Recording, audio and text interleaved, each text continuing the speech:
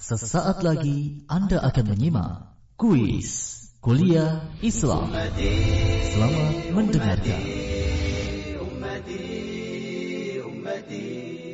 Innal hamdalillah nahmaduhu wa nasta'inuhu wa nastaghfiruh wa na'udzu billahi min syururi anfusina wa min sayyiati a'malina may yahdihillahu fala mudhillalah wa may yudlilhu fala hadiyalah. Wa asyhadu an la ilaha illallah wahdahu la syarikalah wa asyhadu anna Muhammadan abduhu wa rasuluh la nabiyya wa la rasula ba'dah. Allahumma salli ala Muhammad wa ala alihi wa ashabihi wa man tabi'ahum bi ihsanin ila yaumiddin. Fa inna asdaqal hadithi kitabullah wa khairal hadyi hadyu Muhammadin sallallahu alaihi wasallam wa syarrul umuri muhdatsatuha wa kullu muhdatsatin bid'ah wa kullu bid'atin dhalalah wa kullu dhalalatin finnar. Pendengar yang insyaallah dirahmati oleh Allah Subhanahu wa taala dimanapun Anda berada, pada kesempatan kali ini marilah kita bersyukur kepada Allah Subhanahu wa taala karena dengan nikmatnya, dengan hidayahnya, dengan segala apa yang diberikan oleh Allah Subhanahu wa taala, kita bisa berjumpa kembali di radio kesayangan kita ini dalam rangka bertolabul ilmi ataupun saling menasihati sesama muslim. Begitu juga dalam rangka ketaatan kepada Allah Subhanahu wa taala dan meningkatkan keimanan kita kepada Allah Subhanahu wa taala. Semoga salawat serta salam senantiasa tercurah kepada Rasulullah sallallahu alaihi wasallam, begitu juga para sahabatnya dan orang-orang yang istiqomah menyebarkan dakwah beliau siang dan malam. Begitu juga orang-orang yang senantiasa ikhlas dalam memperjuangkan tauhid dan kalimat Allah Subhanahu wa taala di muka bumi ini. Baiklah para pendengar yang insyaallah dirahmati oleh Allah Subhanahu wa taala, pada pembahasan yang telah lalu telah kita paparkan, telah kita terangkan tentang iman. Begitu juga tentang tingkatan-tingkatan dari orang yang beriman tersebut ya. Untuk memperdalam lagi tentang keimanan, tentang arti iman kepada Allah Subhanahu wa taala, kita telah sepakat, bahkan ulama dari zaman salafus saleh sampai sekarang telah bersepakat tentang iman itu mencakup dari perbuatan, begitu juga dan perkataan dan keyakinan ya. Arti iman kepada Allah Subhanahu wa taala dari segi kepercayaan hati ya. Karena telah kita jelaskan kemarin, iman itu mencakup dari qaulul qalbi atau perkataan hati yang esensinya adalah ilmu syar'i itu sendiri ya. Yang dimaksud di sini adalah kepercayaan yang kokoh kepada Allah Subhanahu wa taala, bahwa Allah Subhanahu wa taala adalah Rabb seluruh alam semesta. Dan ini dijelaskan oleh Allah Subhanahu wa taala di dalam surat Al-Fatihah, Alhamdulillahi Rabbil Alamin ya. Segala puji bagi Allah Subhanahu wa taala, Rabb semesta alam dan apa-apa yang ada di dalamnya.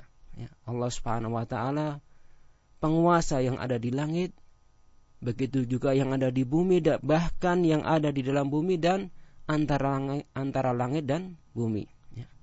Yaitu Allah Subhanahu wa taala sang pencipta ya, yang menciptakan segala makhluk dari yang kecil sampai yang besar dengan berbagai macam jenis dan bentuknya. Begitu juga Allah Subhanahu wa taala Maha penghidup dan yang mematikan, yuhyi wa yumit wa huwa ala kulli syai'in qadir, kata Allah Subhanahu wa taala. Dialah Allah Subhanahu wa taala yang menciptakan kemudian yang menghidupkan dan mematikan. Jadi hidup dan mati kita di tangan Allah Subhanahu wa taala, bukan di tangan musuh-musuh kita. Seandainya seluruh orang berkumpul untuk memberikan madarat kepada kita, tidak akan bisa kecuali dengan izin Allah Subhanahu wa taala. Kemudian Allah Subhanahu wa taala juga pemberi rizki, Ar-Razzaq Dzul Quwwatil Matin ya. Yang maha pemberi rizki, rezeki kita telah diatur oleh Allah Subhanahu wa taala. Tidak ada satu suap nasi pun, tidak ada satu rupiah uang pun kecuali telah ditentukan oleh Allah Subhanahu wa taala. Oleh karena itu, maka carilah yang dihalalkan oleh Allah Subhanahu wa taala. Kemudian makna iman yang dalam, yang kokoh kepada Allah Subhanahu wa taala, kita yakin bahwa Allah Subhanahu wa taala pengatur, al-mudabbir, pengatur segala sesuatu yang ada di alam semesta ini. Matahari yang bersinar dengan segala energinya, begitu juga bumi, kemudian bintang-bintang yang ada di langit, kemudian musim, kemudian perjalanan malam dan siang yang dipergilirkan oleh Allah Subhanahu wa taala, semuanya diatur oleh Allah Subhanahu wa taala. Allah Maha tahu setiap daun yang gugur di muka bumi ini. Kemudian Allah Subhanahu wa taala Maha tahu di daerah mana yang diturunkan curah hujan. Itu Allah Subhanahu wa taala yang mengatur. Begitu juga Allah Subhanahu wa taala raja dari segala-galanya. Tidak ada sekutu dalam kerajaannya. Ya, Allah Subhanahu wa taala raja yang merajai segala-galanya. Kemudian Allah Subhanahu wa taala memberikan kekuasaan kepada siapa saja yang dikehendaki dan mencabut kekuasaan dari siapa saja yang dikehendaki pula. Allah Subhanahu wa taala berfirman di dalam surat Ali Imran ayat 26, "Qulillah malikul mulki tu'til mulka mimman tasya wa tanzi'ul mulka mimman tasya." Ya, Allah Subhanahu wa taala yang merajai segala sesuatu. Bahkan di dalam surat An-Nas, Malikin Nas. Ya, begitu juga dalam ayat yang lain, Maliki Yaumiddin. Ya, ini Allah Subhanahu wa taala raja yang memiliki segala-galanya. Ketika seorang muslim beriman kepada Allah Subhanahu wa taala, harus mengimani segala hal yang telah kita sebutkan tadi, ya. Dan Allah Subhanahu wa taala zat yang maha sempurna. Kesempurnaan Allah Subhanahu wa taala tidak bisa digambarkan oleh manusia, ya. Allah Subhanahu wa taala punya Asmaul Husna, nama-nama yang baik, kemudian sifatuhu al-ula.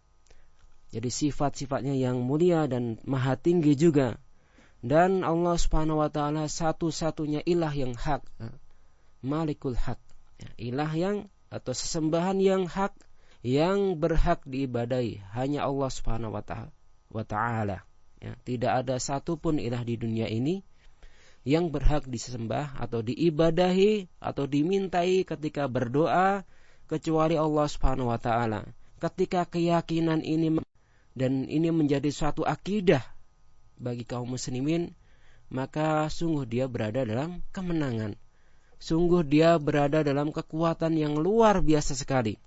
Oleh karena itu para pendengar yang insyaallah dirahmati oleh Allah Subhanahu wa taala, sudahkah makna iman yang telah kita sebutkan tadi berada dalam diri kita? Sudahkah kita meyakini bahwa Allah Subhanahu wa taala zat yang maha memberi rizki, sehingga ketika kita mencari rizki hanya pada Allah Subhanahu wa taala? Betapa banyak hari ini kita jumpai orang ketika ingin kaya datang kepada dukun. Na'udzubillahi min dzalik. Ketika orang ingin pintar datang kepada paranormal. Ketika ingin sembuh datang kepada para dukun juga. Na'udzubillahi min dzalik. Padahal mereka di sisi lain mengatakan bahwa dirinya berstatus seorang muslim atau mukmin kepada Allah Subhanahu wa taala. Jadi pendengar yang insyaallah dirahmati oleh Allah Subhanahu wa taala, itulah yang disebut dengan makna iman yang kokoh kepada Allah Subhanahu wa taala. Kemudian kita lanjutkan kepada poin yang ke-24, yaitu tentang at-tauhid. Kalimat yang begitu luar biasa sekali. Kalimat yang ketika kita dengar, kita tergambar, kita terbayang tentang perjuangan Rasulullah SAW. Bagaimana beliau bercucuran keringat dan air mata ketika memperjuangkan tauhid. Bagaimana para sahabat mereka bercucuran darah ketika memperjuangkan kalimat tauhid, meninggalkan keluarga mereka, kemudian menginfakkan harta dan jiwa mereka demi tegaknya kalimat at-tauhid. Ya. Secara bahasa, at-tauhid berarti pengesaan kepada Allah Subhanahu wa ta'ala. Artinya apa? Artinya bahwa ketika seorang bertauhid, dia mengesahkan Allah Subhanahu wa ta'ala dalam segala hal. Sedangkan secara istilah, tauhid berarti mengesahkan Allah Subhanahu wa ta'ala dalam rububiyahnya. Apa yang dimaksud dalam rububiyahnya? Yaitu dalam sifat-sifat Allah Subhanahu wa ta'ala yang tidak dipunyai kecuali Allah Subhanahu wa ta'ala. Seperti Allah Maha Pencipta, Allah Subhanahu wa ta'ala yang memberikan rizki, Allah Subhanahu wa ta'ala yang mengatur, yang menghidupkan, yang mematikan. Itu adalah hak paten, hak rububiyah yang hanya dimiliki oleh Allah Subhanahu wa ta'ala. Maka haram ketika seorang berdoa, karena doa itu adalah ibadah, kecuali kepada Allah Subhanahu wa ta'ala. Tidak ada yang berhak diibadahi kecuali Allah Subhanahu wa ta'ala. Kemudian mengesahkan Allah Subhanahu wa ta'ala dalam sifat-sifatnya. Begitu juga mengesahkan kepada Allah Subhanahu wa ta'ala dalam peribadatan kepada Allah Subhanahu wa ta'ala. Dalam arti lain bahwasanya tauhid adalah beriman kepada Allah Subhanahu wa ta'ala yang jauh dari kesyirikan. Inilah para pendengar yang insyaallah dirahmati oleh Allah Subhanahu wa ta'ala, bahwasanya makna tauhid harus menghujam dalam diri dan hati kita.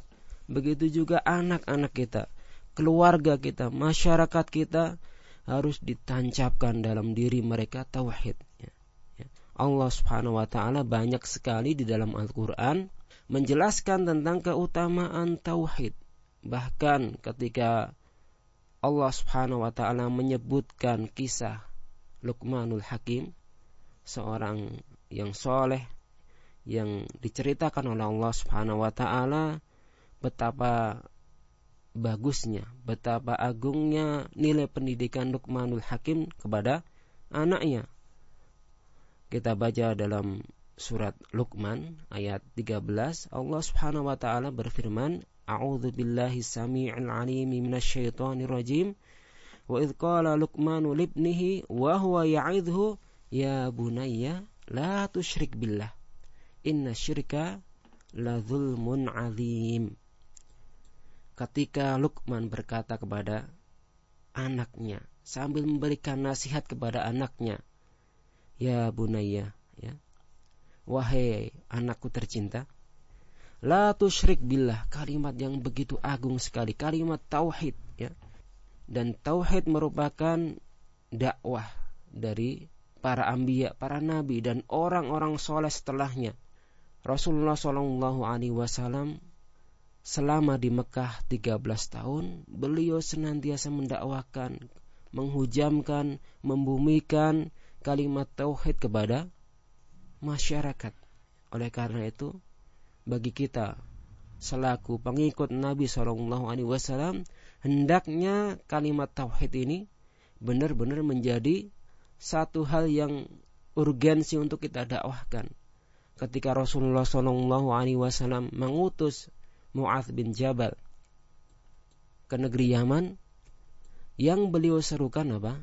Agar engkau serukan kalimat tauhid. Dan pengajaran Luqman dalam ayat ini menunjukkan pentingnya apa? Pentingnya tauhid dalam diri seorang anak, yang dibekali yang paling utama adalah kalimat tauhid, ya, yang insyaallah akan menjadikan pegangan ketika anak dewasa kelak menjalani kehidupan dan menjauhi segala macam bentuk kesyirikan. Nah, kemudian di dalam ayat yang lain tentang agungnya ketauhidan kepada Allah Subhanahu wa ta'ala, Allah Subhanahu wa ta'ala di dalam surat An-Nisa ayat yang ke-48, Innallaha la yaghfiru ayyushraka bihi wa yaghfiru ma duna dzalika liman yasha wa may yusyrik billah faqad iftara itsman 'azima. Sesungguhnya Allah tidak akan mengampuni dosa syirik, dan mengampuni segala dosa yang selain syirik, apa saja. Sampai dosa besar pun diampuni oleh Allah Subhanahu wa taala ketika bertaubat, ya. Kecuali syirik. Syirik merupakan dosa yang paling besar kepada Allah Subhanahu wa taala, yang tidak diampuni ketika seorang tersebut tidak bertobat kepada Allah Subhanahu wa taala. Oleh karena itu, jauhkan diri kita, jauhkan keluarga kita dari kesyirikan. Ini merupakan bentuk menjauhkan diri dan keluarga dari siksa api neraka, sebagaimana yang difirmankan oleh Allah Subhanahu wa taala, di mana Allah Subhanahu wa taala berfirman, "Qu anfusakum wa ahlikum nar." Jagalah dirimu, begitu juga keluargamu dari siksa api neraka yang bahan bakarnya manusia dan batu, yang di dalamnya terdapat malaikat yang sangat bengis sekali terhadap orang-orang kafir, ya. Na'udzubillahi min dzalik. Kemudian di dalam ayat tersebut Allah menjelaskan bahwa Dia tidak akan mengampuni dosa yang berbuat kesyirikan, ya. Orang-orang yang berbuat kesyirikan, Allah tidak akan ampuni dosa-dosa mereka, ya. Kecuali dia bertobat sebelum kematian menjemput dia atau sebelum datangnya hari kiamat, ya. Kemudian di dalam al-hadis sendiri terdapat keutamaan tentang agungnya satu tauhid. Rasulullah SAW dalam hadis yang diriwayatkan oleh Imam Muslim, di mana hadis ini adalah hadis qudsi, ya. Cukup panjang hadis ini, kita bacakan potongan saja, ya. Potongan dari hadis tersebut yang merupakan syahid, ya, atau dalil yang menunjukkan tentang keutamaan at-tauhid, ya. Rasul SAW, ya, menjelaskan, man, ini sebenarnya kalam Allah Subhanahu wa taala, man lakiyani, Allah Subhanahu wa taala berfirman, man lakiyani bi qurabil ardi khati'atan la yusyriku bi syai'a laqituhu bi qurabiha maghfiratan. Di mana barang siapa yang menemuiku, yaitu berjumpa dengan Allah Subhanahu wa taala, datang kepada Allah Subhanahu wa taala dengan segala kesalahan dan dosa yang besarnya mungkin sebesar bumi, sebanyak buih di lautan, akan tetapi ketika seorang tersebut tidak berbuat kesyirikan kepada Allah Subhanahu wa taala, maka insyaallah akan diampuni sebanyak dosa dia. Ini merupakan keutamaan seorang bertauhid. Oleh karena itu, poin-poin yang berada dalam buku ini sangat urgen sekali, ya. Sangat penting sekali untuk dipelajari dan diketahui oleh seorang muslim. La ya'dzuru ahadun bijahlihi, seharusnya, ya. Tidak boleh seorang muslim pun jahil atau bodoh dalam perkara-perkara ini. Ini perkara yang sangat urgen, yang membedakan kita antara orang muslim dan seorang yang kafir. Kemudian kita akan sebutkan tentang fawaid atau faidah-faidah dari bertauhid itu sendiri. Setelah kita mengetahui tentang maknanya, maka apa yang merupakan faidah dari kalimat tauhid tersebut, sehingga menambah keimanan kita kepada Allah Subhanahu wa taala. Yang pertama, para pendengar yang insyaallah dirahmati oleh Allah Subhanahu wa taala, bahwasanya bertauhid atau kalimat tauhid suatu kalimat yang membebaskan manusia dari peribadahan atau ketundukan kepada selain Allah Subhanahu wa taala, yaitu kepada makhluknya. Begitu juga kepada orang-orang atau sesuatu yang tidak berhak disembah kecuali Allah Subhanahu wa taala, yang tidak bisa memberikan rizki, yang tidak bisa menghidupkan dan mematikan, yang tidak bisa memberikan segala hal, apalagi menciptakan walaupun sekecil semut ataupun nyamuk. Jadi ketika seorang bertauhid kepada Allah Subhanahu wa taala, menyerahkan dirinya, baik hatinya, pikirannya, lisannya, seluruh jasad dan tubuhnya kepada Allah Subhanahu wa taala, maka dia sesungguhnya telah bebas dari segala bentuk peribadahan dan ketundukan kepada selain Allah Subhanahu wa taala.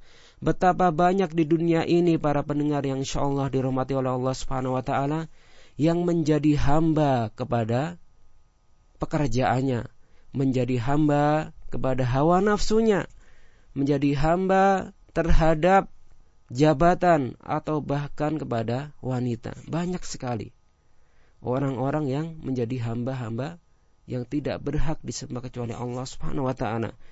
Maka sungguh beruntung orang-orang yang bertauhid kepada Allah Subhanahu wa taala.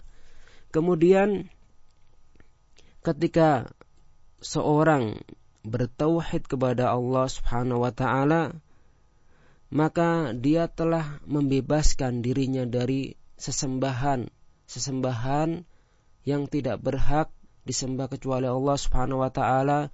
Begitu juga membebaskan dirinya kepada segala bentuk tawaghit atau taghut-taghut yang telah masyhur di kalangan para ulama, seperti orang yang mengaku bahwa dirinya mengetahui hal-hal yang gaib, kemudian menerka-nerka masalah rizki dan kematian.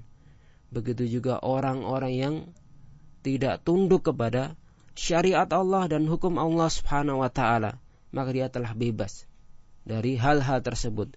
Kemudian fawaid atau faidah dari tauhid adalah takwinu syakhsiyah al-qawiyah al-matinah, ya, membentuk kepribadian yang kuat pada diri seseorang. Ketika seorang bertauhid, maka sebenarnya telah terbentuk dalam kepribadian dia, jati diri dia, suatu jati diri atau kepribadian muslim yang sangat kuat sekali, yang kokoh sekali. Berbeda dengan orang yang musyrik. Dia ibarat pohon yang rapuh, ibarat seorang yang sangat lemah sekali. Kenapa? Karena hatinya tertawan kepada orang atau kepada makhluk yang sangat lemah sekali, yang tidak bisa memberikan rizki, yang tidak bisa menolong dia, kemudian yang tidak bisa berbuat apa-apa kepada makhluknya. Oleh karena itu, para pendengar yang insyaallah dirahmati oleh Allah Subhanahu wa taala, hendaklah kita bertauhid. Ini sangat penting sekali. Kemudian faidah yang ketiga secara singkat saja, bahwa at-tauhid, kalimat tauhid kepada Allah Subhanahu wa taala merupakan masdar, sumber dari keamanan manusia. Kenapa demikian? Kenapa tauhid bisa dikatakan sumber keamanan bagi jiwa manusia di dunia ini? Karena ketika seorang bertauhid kepada Allah Subhanahu wa taala, dia akan merasakan at-tuma'ninah, akan merasakan rasa ketenangan hati, kemudian rasa aman, tidak takut kecuali kepada Allah Subhanahu wa taala. Ketika seorang bertauhid, maka tidak ada yang dia takuti kecuali Allah Subhanahu wa taala. Dia tidak takut kepada para setan dan jin, tidak takut kepada hal-hal yang tidak perlu ditakutkan, ya, seperti kemiskinan, ya, tidak takut kepada hal-hal yang tidak seharusnya ditakuti. Kemudian ketika seorang bertauhid, ya, kenapa dia merasakan aman? Karena telah menutup pintu-pintu dari hal-hal yang menjadikan dia rasa takut, seperti takut kepada tidak diberikan rizki, kemudian takut akan menghadapi kematian, kemudian takut mendapatkan segala macam bencana dari Allah Subhanahu wa ta'ala. Karena ketika dia telah bertauhid, dia telah menyerahkan diri dan jiwanya kepada Allah Subhanahu wa ta'ala. Oleh karena itu, dia merasakan aman, ya. Orang yang berjalan di jalan setan, dimanapun dia berada, bahkan di tempat yang terjaga pun, dia tidak merasakan keamanan. Jadi keamanan itu timbul dari dalam jiwa atau hati seorang. Banyak sekali orang yang dijaga oleh ratusan tentara, ya. Setiap keluar dia dilindungi oleh pasukan pengawal. Bahkan baju dia dilengkapi dengan baju anti peluru, ya, baju anti segala macam, ya. Bahkan ketika mau makan, Dia cicipin dulu oleh para pengawalnya, takut nanti diracun, ya. Kemudian dikawal dari berbagai segi, tapi tidak merasakan rasa aman tadi. Karena apa? Tidak bertauhid pada Allah Subhanahu wa taala. Ketika seorang bertauhid pada Allah Subhanahu wa taala, maka hilanglah semua itu tadi. Karena yang memberikan madarat dan manfaat hanyalah Allah Subhanahu wa taala. Meski kita berlindung dalam satu benteng yang sangat kuat sekali, kemudian dikawal dengan ratusan juta atau ratusan ribu tentara, ketika Allah menghendaki kematian kepada kita, tidak akan bisa menghalang kehendak Allah Subhanahu wa taala. Oleh karena itu, bertauhid merupakan sumber dari atau masdar dari rasa aman kepada atau dalam diri manusia. Oleh karena itu, para pendengar yang insyaallah dirahmati oleh Allah Subhanahu wa taala, mudah-mudahan dengan kita beriman kepada Allah Subhanahu wa taala, kemudian dengan kita bertauhid kepada Allah Subhanahu wa taala, menjadi wasilah bagi kejayaan diri kita di hadapan manusia, begitu juga kejayaan kita di hadapan Allah Subhanahu wa taala. Karena harga dari seorang di mata Allah karena apa? Ketauhidannya, keimanan dia. Tidak ada harganya di hadapan Allah Subhanahu wa taala kecuali dengan keimanan yang murni, yang tidak tercampuri dengan kesyirikan, kebid'ahan, khurafat, tahayul dan lain sebagainya yang merupakan pembatal-pembatal dari kalimat tauhid tersebut. Mudah-mudahan bisa bermanfaat. Wallahu a'lam bishawab.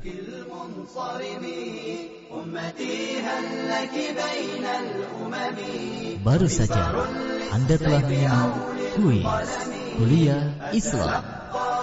Terima kasih atas kesetiaan Anda.